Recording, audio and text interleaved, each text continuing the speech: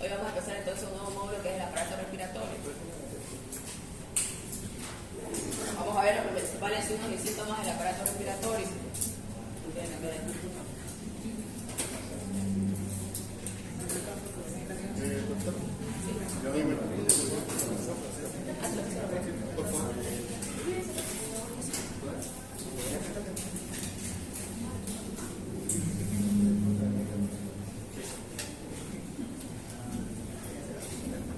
Ya, entonces vamos a ver los principales signos y síntomas nuevamente del aparato respiratorio.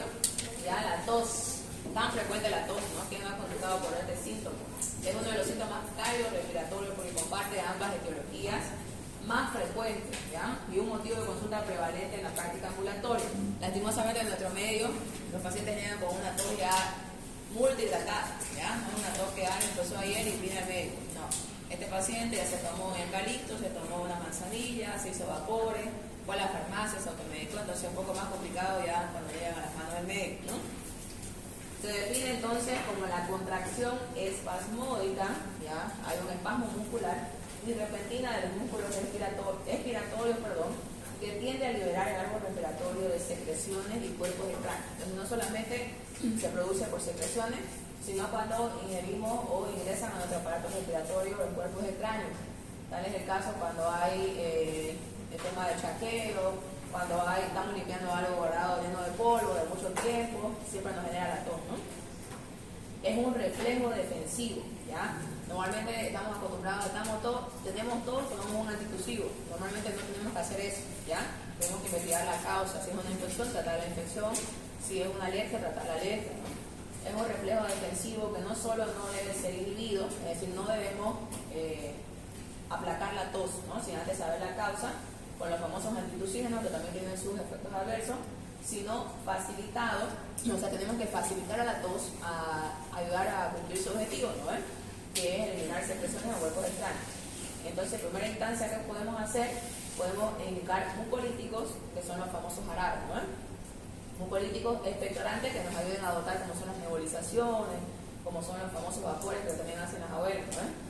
Y fisioterapia respiratoria. Por eso van a ver que en el hospital todos los pacientes que están con expectoración les indicamos fisioterapia respiratoria, que nada más son movimientos del aparato del tórax, más que todo para ayudar a facilitar la expulsión de la secreción. Eso hasta que tengamos la causa, ¿no?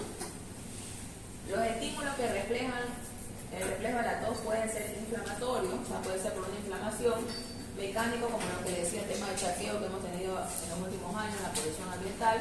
También puede haber tumores, ya, que generen este tipo de reflejos, cuerpos extraños endobronquiales, químicos como el humo del cigarrillo. Por eso van a ver ustedes pacientes que vienen con una tos crónica, lo primero que tienen que preguntar es antecedentes de tabaquismo, ¿no?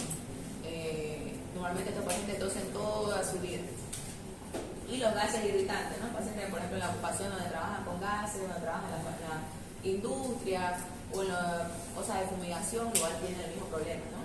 Y térmicos como el cambio, el famoso aire acondicionado, pasa el paciente de un aire frío a la temperatura ambiente que está caliente, ¿no? Entonces siempre pregunten eso, en tu trabajo utilizan aire y usted sale normalmente, porque la persona que entra y está todo el día en su trabajo y sale, normalmente no hay mucha complicación, sino que la persona que tiene que estar saliendo y entrando, ¿no? Constantemente, ahí es el estímulo del reflejo de la tos. La mayor concentración de receptores de la tos se encuentra en la región posterior de la faringe, ya la tos por goteo nasal posterior, así se llama, y también en la vía aérea superior. Ya, entonces en la región posterior de la faringe y en la vía aérea superior donde está el mayor acúmulo de receptores. Desde los receptores sensoriales de oxígeno de los nervios trigéminos, glosofaringos, neumogástricos y laringo superior, el estímulo llega al centro vulvar. Entonces todos estos pares craneales son los que llevan los estímulos al bulbo raquídeo, ¿no? Donde está el centro de la tos. Trigémino, glosofaringio, neumogástrico. ¿Trigémino qué número era? Glosofaringio 9 y el neumogástrico. ¿Cuál es el nombre completo del neumogástrico? A ver, otra persona. ¿Alguien lo pidió su compañero o falta algo? ¿Nadie? A ver, ¿no? Neumo, entero, cardio, Yo soy un poco desordenado. Cardio, neumo, entero, gástrico, ¿no? Más completo. Más ordenado. Y Tipos de clasificación. De acuerdo con el tiempo de evolución, vamos a clasificar una tos aguda. No es lo mismo tratar a un paciente que llega con una tos aguda, ¿ya? De menos de 3 semanas de duración. Por eso siempre hay que preguntar desde cuándo inició su tos. Como le dije, el paciente puede que les mienta o que no se dé cuenta y les diga, empezó el lunes, doctor. Y antes de eso no venía con tos. Hace unas 2 semanas venía, pero me traté con algo de la farmacia, me pasó y ahora otra vez me está viniendo. Entonces, tiene que clasificarla desde que inicia la tos, ¿ya? Y ir a investigar cuándo fue el inicio real, porque muchas veces ellos mienten, se automedicaron, vienen ya tomando antibióticos, como que decapitaron, se llama la infección, ¿no? Cuando tratan con antibióticos por tiempo muy corto, mejoran los síntomas, pero nuevamente vuelven, ¿no? Entonces, siempre pregunten el inicio real de la tos. Tos subaguda de 3 a 8 semanas y tos crónica más de 8 semanas. Normalmente las tos crónicas ya son por alguna secuela del aparato respiratorio, ¿no? Pacientes tabaquistas, pacientes asmáticos, pacientes alérgicos a algún tipo de sustancia que están constantemente en contacto, ¿no? Desde el punto de vista clínico de la tos, puede ser, como vamos a clasificar desde el punto de vista clínico, seca, ya no moviliza secreción, ¿ya? Seca igual quiere decir aquella persona que no bota ni siente nada ahí, porque me dice estoy con tos seca, doctora, pero siento que está guardado y no puedo botar, entonces eso no es una seca, ¿no? Seca es donde tosen y no hay ningún indicio de flebo. Mira, tomé lista y está empezando a llegar recién, ¿no? Húmeda, está la productiva y la no productiva. Ya la productiva es cuando el enfermo puede pectorar, puede botar, o cuando está con alteración de la fuerza muscular o de la conciencia, las de glúteo, ¿ya? Pacientes, por ejemplo, con secuelas de ACV no pueden toser, no tienen fuerza, y ellos que hacen cuando tienen tos productiva normalmente lo traen, ¿no? Y la que le decía que el paciente dice, doctor, no estoy botando nada, pero siento que está guardado, es la húmeda no productiva, ¿ya? Cuando no puede pectorar puede ser igual porque las secreciones están muy densas, porque vienen de mucho tiempo, no tienen mucha fuerza muscular, son obesos, están con algún tipo de sarcopenias. Sarcopenias son esos pacientes que tienen mucha disminución de la masa muscular, como el paciente de Saúl que vimos en práctica. ¿Se acuerdan de Saúl? El paciente flaquito que está en la segunda sala, con un acierto en la pierna, ¿no? Está súper caquético ese paciente, ¿no? Se llama sarcopenia. Entonces esos pacientes no tienen la suficiente fuerza para botar esa secreción. También se distinguen distintos tipos de uso características. La tos felina o quitosa es producida por el coqueluche, una famosa enfermedad infecto-contagiosa ya que le daba a los niños, ¿no? Pero actualmente hay vacunas.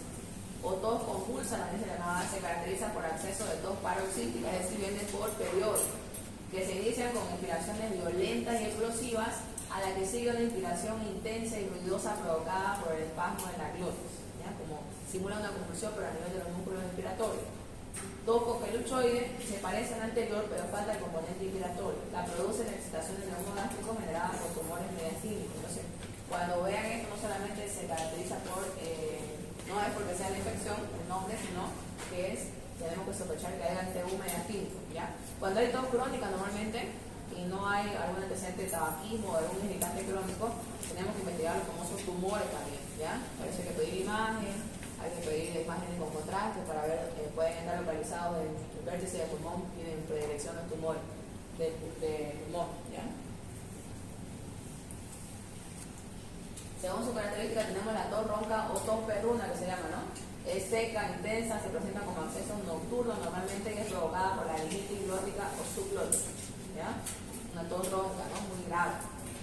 Tos bitonal es de 2 tonos, por la vibración diferente de las cuerdas vocales debido a la parálisis de una de ellas generada por compromiso del nervio laríngeo recurrente, ¿se acuerdan que generaba las cuerdas vocales? A causa igual de tumores mediastínicos, ¿ya? Tos emetizante es la que provoca vómitos, se observa normalmente en los niños. Es común, no empiezan a toser y por el estímulo botan la comida que han ingerido recientemente, ¿no?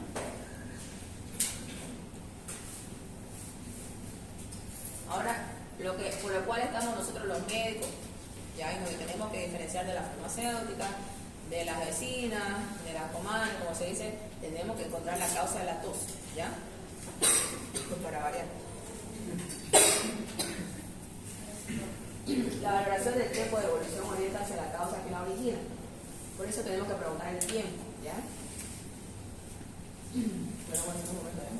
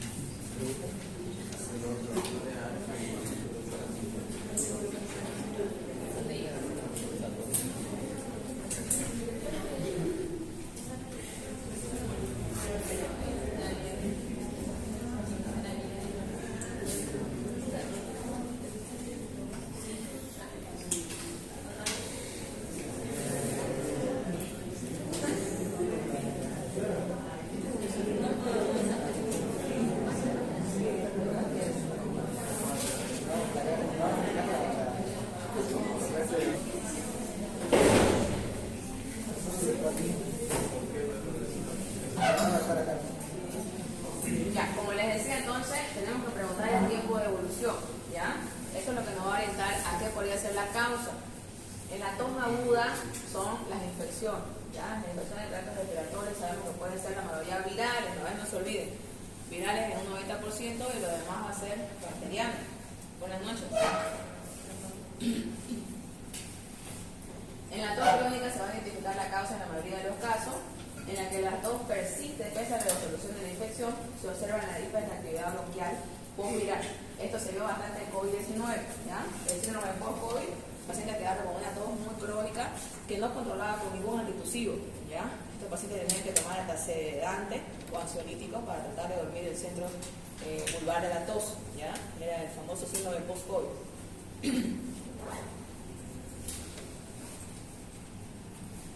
Muy bien, ¿cómo van a hacer su enfoque diagnóstico? La anamnesis va a ser la clave. Debe estar focalizada en definir, no se olviden siempre el tiempo de evolución para clasificar en aguda, subaguda y crónica. Las características de la tos, ¿ya? Normalmente, ¿cómo inicia su tos? Estaban hablando, estaban cantando, estaban gritando, o simplemente estaban en reposo y empezó la tos, o han visto que la tos de origen cardíaco es porque se van al decúbito y todos los edemas van hacia el tórax y genera la tos, ¿no? El momento de aparición, no es lo mismo una tos al despertar que una tos cuando están por descansar, ¿no? Cuando decidimos que están en el decúbito o al momento de echarse, siempre piensen en el origen cardíaco. Pero si es al levantarse, es respiratorio porque toda la noche han acumulado secreciones, entonces al despertar ese acúmulo de secreciones va a estimular la tos, ¿no? Entonces normalmente es respiratorio.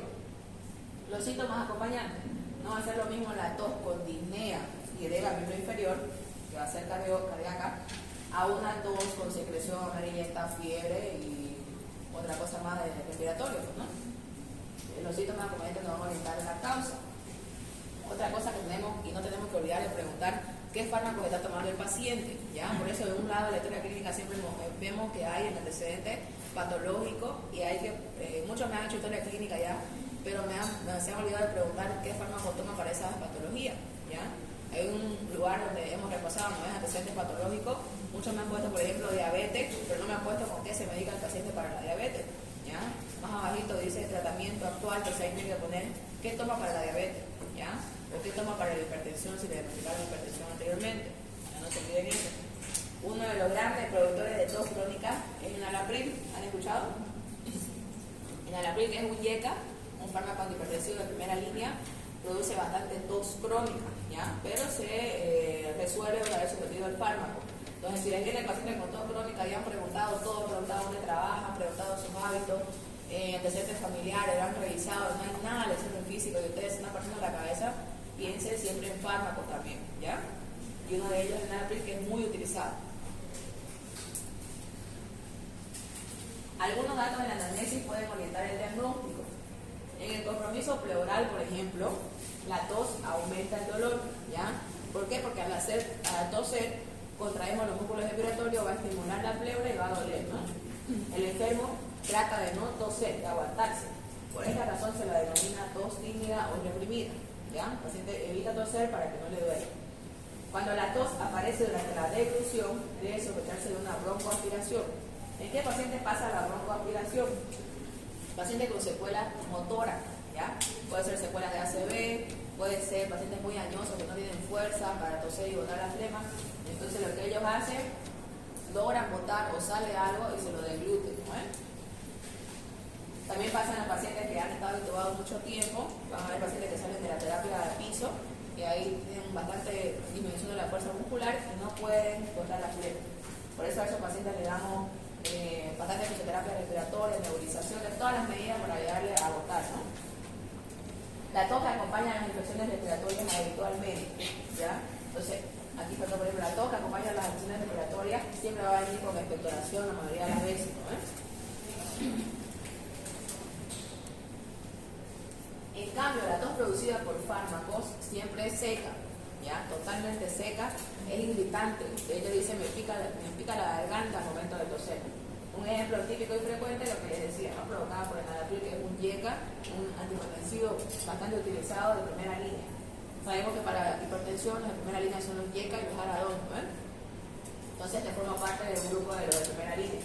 Generalmente dice, aparece a los 7 días, tomen en cuenta, de iniciada la terapia, ¿ya? Entonces, normalmente estos pacientes han ido al cardiólogo hace una semana, el cardiólogo les ha iniciado el antihipertensivo y después de una semana aparecen los síntomas. ¿ya? Entonces siempre preguntan eso, ¿ha sentido al cardiólogo? ¿Ha ido por su control de su presión? ¿Ya? Típicamente desaparece a los 4 días de que ustedes le quitan el medicamento.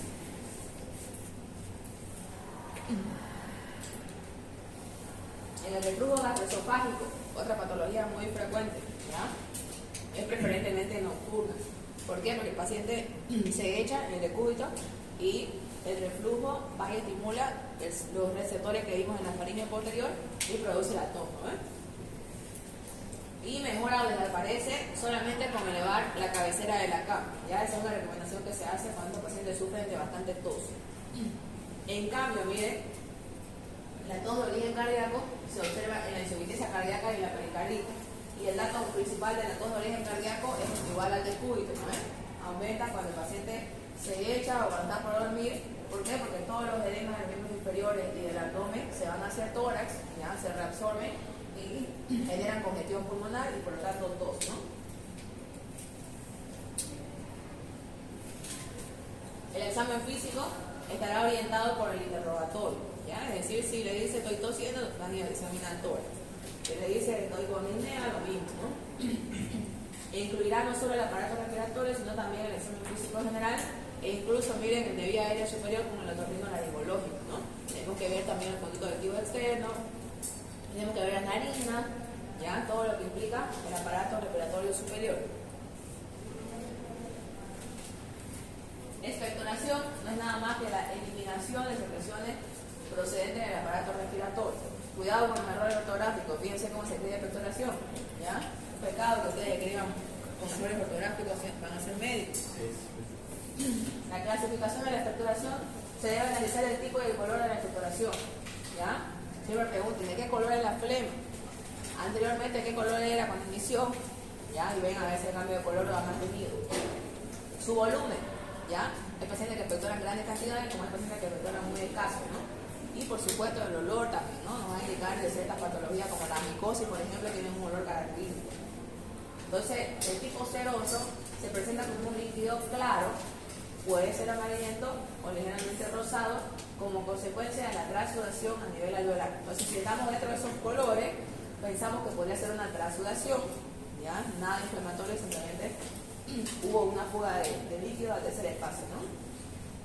Asalmonado es la expectoración serosa, levemente teñida con sangre, ¿ya? Como que lavaran la carne, se dice, ¿no? Característica del edema agudo del pulmón, entonces es de origen cardíaco, ¿ya? La salmonada, color rosada, como que cuando lavan la carne queda esa agua, dice, ese mismo color, siempre es por origen cardíaco, no se olvide, ¿ya? Y es una patología cardíaca muy descompensada que llega a edema agudo del pulmón, ¿ya? El edema agudo del pulmón es una emergencia médica, ¿ya? Es cuando todo colapsa la parte del mecanismo de Frank-Starling, ¿no? ¿Se acuerdan? Y va y todo congestiona a nivel pulmonar. Espumoso. Es característico del edema alveolar incipiente, como ocurre en la insuficiencia cardíaca. No se sale con espumita, entonces dicen que es por edema alveolar reciente, o sea, recién ha empezado lo que es la complicación y ocurre en el marco de una insuficiencia cardíaca. Mucoso es incoloro, transparente y puede tener distinta consistencia, ¿ya? El mucoso normalmente es cuando está iniciando una patología respiratoria, ¿no?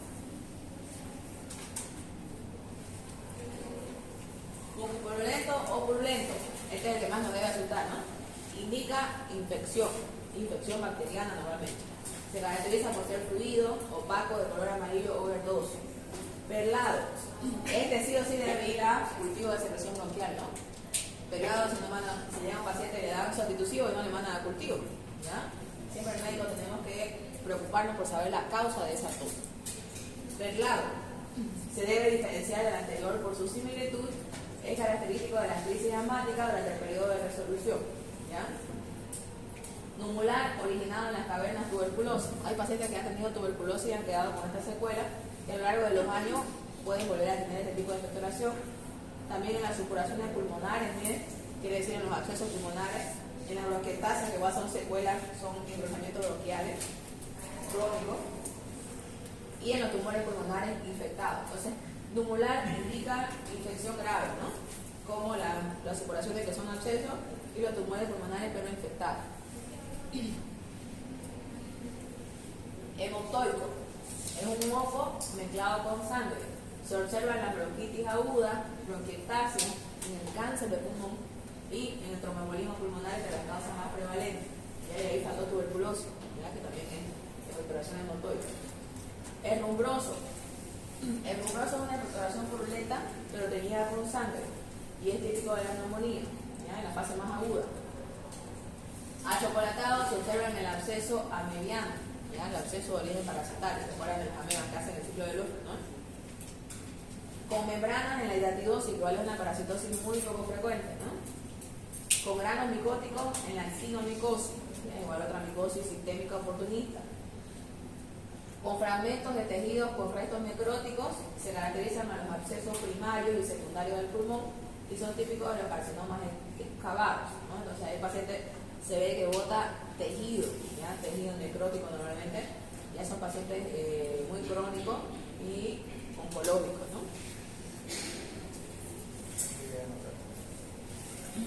Hemoptisis.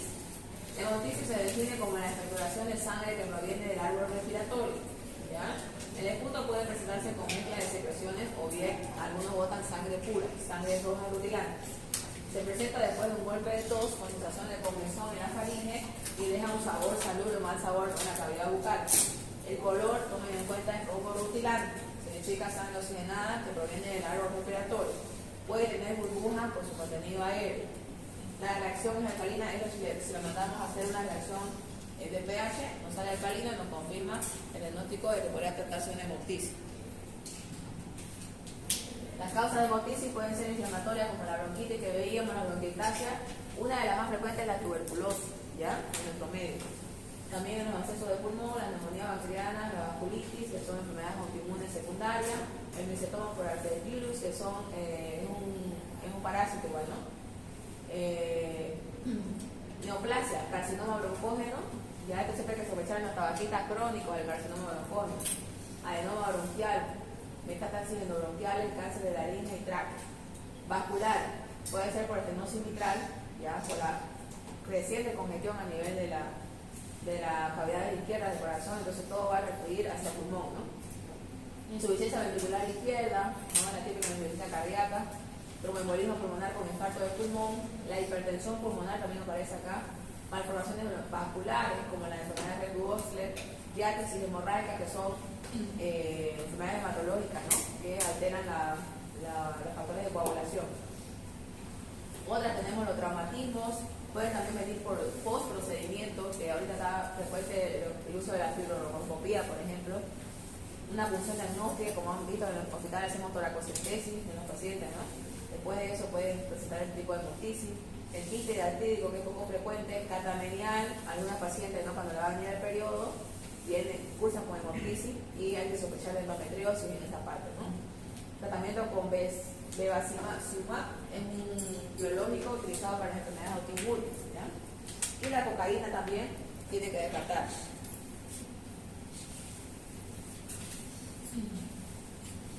La anamnesis. El interrogatorio del paciente debe ser lo suficientemente minucioso para orientar el origen de la hemoptisis y poder así esperar su diagnóstico. El paciente refiere una sensación de cosquilleo en alguna región localizada del tórax que precede de forma inmediata a la hemoptisis y puede orientar hacia la topografía sangrada. Entonces, ¿qué tienen que preguntar de hemoptisis? Antecedente, ¿ya? Antecedente, por ejemplo, en una paciente de tuberculosis, a veces todo sobre tuberculosis. Ha tenido algún contacto con pacientes con tuberculosis, han enfermado el pulmón algún familiar mucho tiempo, ha tomado alguna medicación mucho tiempo, lo más característico en tuberculosis, ¿no? El tratamiento es muy prolongado, entonces el paciente o los familiares quedan grabados ese tiempo, entonces no se olvidan, ¿no? Porque si a veces uno le dice, ha tenido tuberculosis familiar y no saben, ¿no? Pero si le dicen, ha tomado un tratamiento muy prolongado su familiar para el pulmón, sí, entonces ahí hay que citar a ese familiar y preguntarle exactamente qué tomó. También pacientes que han estado, por ejemplo, presos, ¿no? En las cárceles, es muy frecuente que vengan con eso.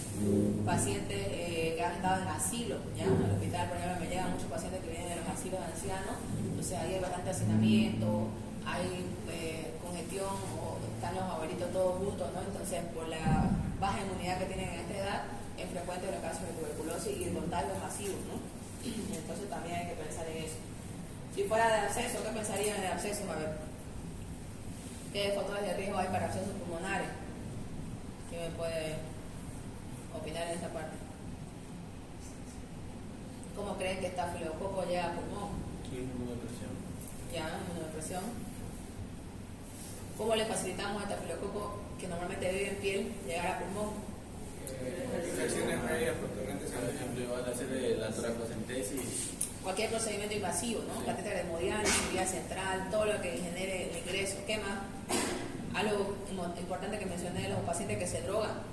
Ya la drogadicción endovenosa saben que comparten jeringas y todo eso no hace una buena asepsia, entonces ingresa también estafilococo. Todo eso tiene que preguntar, ¿ya? ¿Qué más? Normalmente estos que hacen abscesos pulmonares son los pacientes que dializan, ¿ya? Porque ellos tienen que lamentablemente utilizar un catéter mucho tiempo, entonces una puerta directa de entrada de estafilococo aureus, ¿ya?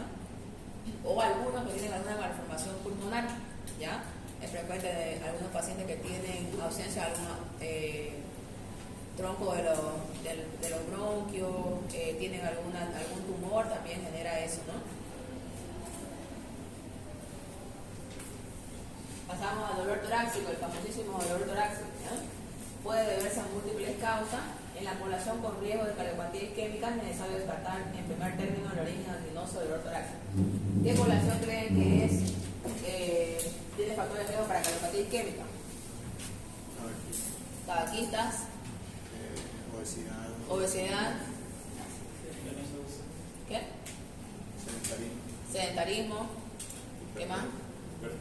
Hipertenso crónico mal controlado, porque hay hipertensos que controlan bien y no tienen factor de riesgo. ¿Qué más? Con chaga para infarto, no tanto, te cuento. Chaga más bloqueo de rama, o arritmias. ¿Qué más? Los diabéticos crónicos, todo el síndrome metabólico del signo, ¿ves? Y no se olviden los antecedentes familiares. Ya normalmente dicen mi papá falleció a los 40 años, mi madre falleció joven, entonces ya es un antecedente, ¿ya? Entonces todo eso en esa población tiene que primero pensar en el origen cardiológico, ¿ya? Ahora, si es un joven sin ningún factor de riesgo que normalmente hace actividad, que se cuida relativamente con la comida, que no come muy chatarra, también es otro factor de riesgo, ¿no? Entonces, ya pensaría, lo último que pensaría sería isquemia, ¿ya? Pero siempre, la mayoría de nuestra población tenemos que descartar isquemia, ¿no? Teniendo en mente este concepto básico, solo se hará referencia a aquellos dolores en el aparato respiratorio. Pues hoy vamos a tocar solamente los dolores torácicos que tienen origen en el aparato respiratorio y la caja torácica. Entonces, los siguientes son algunos conceptos anatomofisiológicos relacionados con el dolor torácico. El pulmón y la pleura visceral carecen de terminaciones nerviosas receptores de dolor, no duelen, ¿no? Las fibras de la pleura parietal y mesopágica se proyectan de la cervical 7 a la dorsal 10, ¿no? Las fibras localizadas en la pleura diafragmática, que es la que asienta sobre el diafragma, se proyectan a nivel cervical, más arriba, de C3 a C4, a través del nervio frénico, y por lo tanto el dolor pleural puede referirse, miren, en la base del cuello y en el hombro. No se olviden ese dato semiológico importantísimo, ¿ya? Muchos vienen por dolores de cuello, la base del cuello o hombro, ¿ya? Y uno diría, muchas veces un dolor muscular, una contractura, y le palpan y no hay nada. Entonces tienen que ver este principio, por eso es importantísimo aprender anatomía, ¿no? ¿Por qué? Porque ahí vamos a ver dónde se reflejan los dolores. Ya no se olviden entonces, las fibras que vinieron a la pleura diafragmática, miren, la base del pulmón, van hacia arriba, hacia C3 y C4, y pueden generar dolor en la base del cuello y el hombro. El origen del dolor torácico puede ser visceral, ¿ya? La estimulación nociceptiva de las estructuras vasculares o viscerales intratorácicas da origen a la percepción del dolor visceral, que se caracteriza por ser difuso, ¿ya? Normalmente no lo pueden localizar aquí, dicen me duele todo el tórax, me duele, no puedo yo identificar ese dolor donde está, ¿no? Y suelen producir el aumento del tono muscular, ¿ya? A ver, rigidez, y desencadenar respuestas autonómicas, como por ejemplo la sudoración, la taquicardia, ¿no? Todo lo que es compete al sistema autonómico. Somático superficial está originado en la piel, en las estructuras musculoesqueléticas, es habitualmente bien localizado, si ustedes lo palpan, va el paciente a localizarlo, de tipo quemante normalmente, y suele exacerbarse con los movimientos. Entonces todos estos datos nos van a entender de que está el dolor originado en piel y en estructuras musculoesqueléticas. En la anamnesis es indispensable realizar una anamnesis completa enfatizando los siguientes puntos. Presencia de factores de riesgo. Siempre pregunten eso, ¿no? Para cardiopatía isquémica, clara. Características del dolor, especialmente sus modificaciones con la tos y la respiración. ¿Ya? Hay dolores que uno tose y le pasa a ese paciente, ¿no? O hay dolores que al toser aumentan más. Si se exacerba con la respiración, o sea, si empeora con la respiración, se debe sospechar afección de la pleura. ¿Ya? Normalmente en los derrames pleurales, como hacemos el diagnóstico, le pedimos que inspire o que meta aire y ahí genera dolor. Normalmente dicen punta del costado, ¿no? Es aquí en la base del pulmón. ¿Ya? Es típico de afectación de pleuritis y derrame pleural. Incluso miren neumotórax. Si aumenta con la tos, es decir, tose el paciente y le duele, el estornudo o la defecación, todo lo que implica aumento de se llama maniobra de Valsalva, ¿no? Aumento de la presión. Debe evaluarse con presión radicular por espondilitis o espondiloartrosis, o sea, más la parte neurológica, discopatías o incluso metástasis de algún lugar primario, ¿no? Otras veces el dolor precede incluso en varios días a la aparición de lesiones cutáneas vesiculosas provocadas por el virus del herpes zóster. Y tenemos esta paciente actualmente en el hospital, ¿no ves? La señora Adelaida, ¿se acuerdan? Ella cursó con herpes hace 10 años y ahora refiere totalmente un dolor, dice como corriente en todo el tórax, incluso en el abdomen, y sigue la cementación, ¿no? El dermatoma, y no hay ninguna lesión, ya ha quedado la neuralgia puerpérica.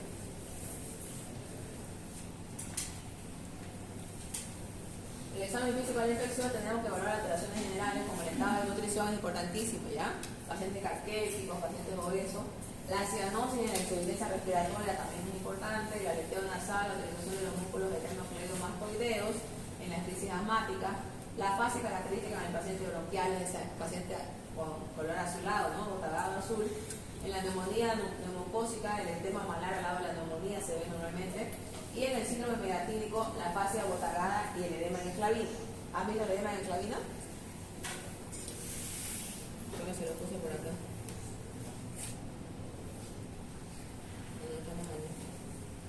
El edema en clavina se centra en la cabeza y los miembros superiores.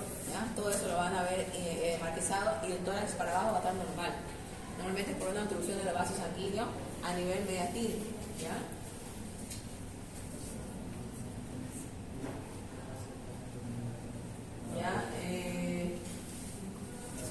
El decúbito dorsal que suele observarse en los grandes derrames florales hacia el lado del derrame para aliviar la disnea o facilitar la expansión pulmonar. Entonces es típico que el paciente que al lado del derrame se eche sobre ese lado para poder respirar mejor y alivie el dolor también, ¿no? Tórax estático. Tórax estático quiere decir lo que vamos a habilitar del paciente sin relación a los movimientos respiratorios, ¿ya? Se procede luego a la evaluación del llamado tórax estático para detectar la presencia de deformaciones de origen congénito o adquirido.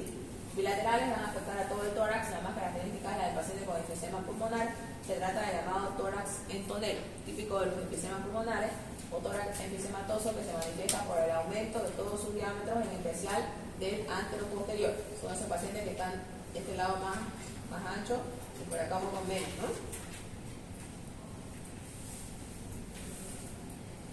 Tórax enfisematoso este de acá, ¿ya? Típico, precisamente esos pacientes que tenemos como síndrome que están inclinados así y aumenta a la visualización, ya lo van a ver, el enfisematoso, no se olviden.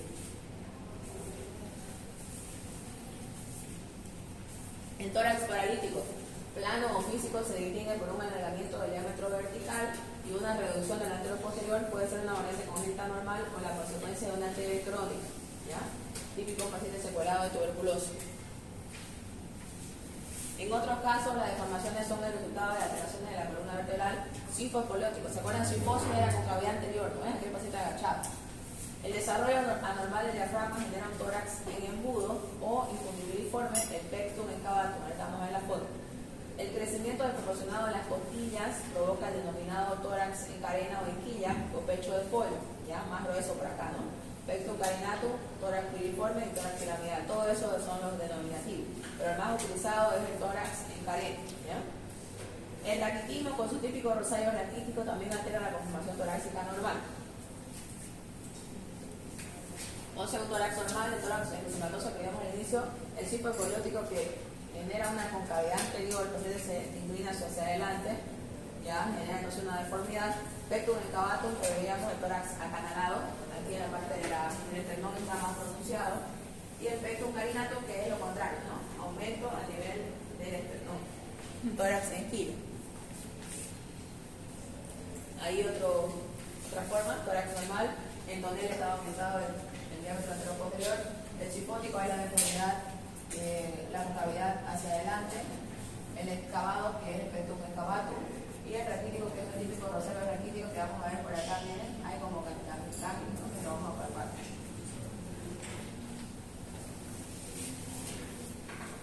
Tórax dinámico. Ahora tenemos que observar cuando el paciente ya respira, ¿ya? El análisis de los movimientos del tórax con la respiración permite evaluar el tipo, la frecuencia, que es importantísima, es un signo vital, ¿no? La amplitud respiratoria y el ritmo respiratorio, y además la presencia de signos de dificultad respiratoria.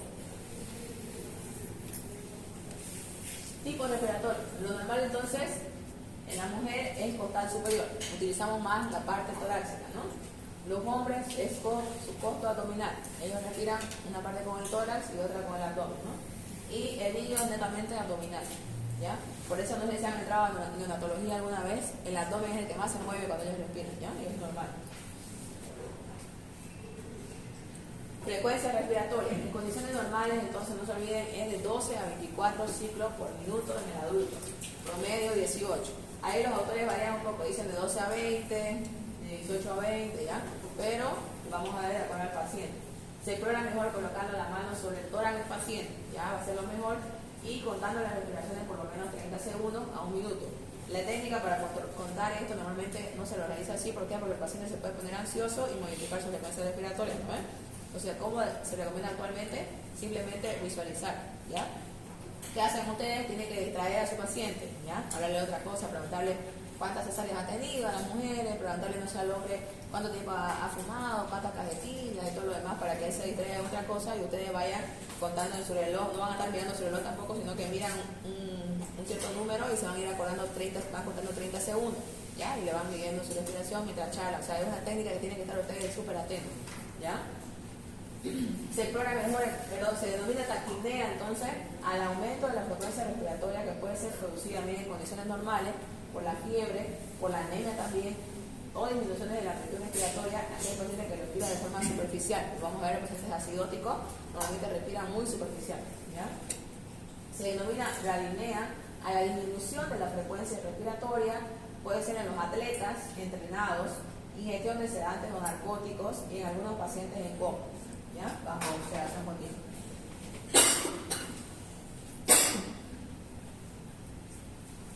Amplitud respiratoria. La amplitud respiratoria de ese aumento se denomina apnea o respiración profunda, y su disminución hipopnea o respiración superficial, ¿ya? Tiene que ver con los movimientos del tórax, ¿ya? Ritmo respiratorio. Indica la regularidad de los ciclos en cuanto a la relación cronológica entre inspiración, expiración y la apnea. Eso es lo normal, ¿no? Y los principales patrones respiratorios anormales son, con esto vamos a acabar, ¿ya?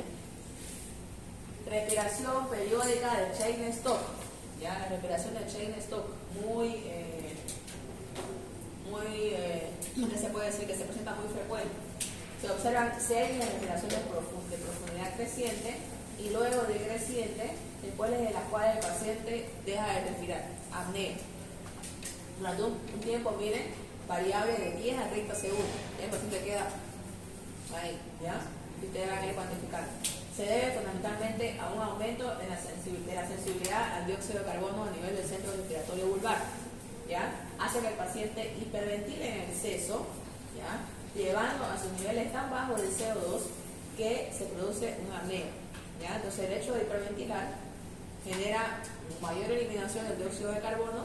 Entonces lo que interpreta el centro respiratorio es que tiene que dejar de respirar para nuevamente ahorrar ese dióxido de carbono, ¿ya?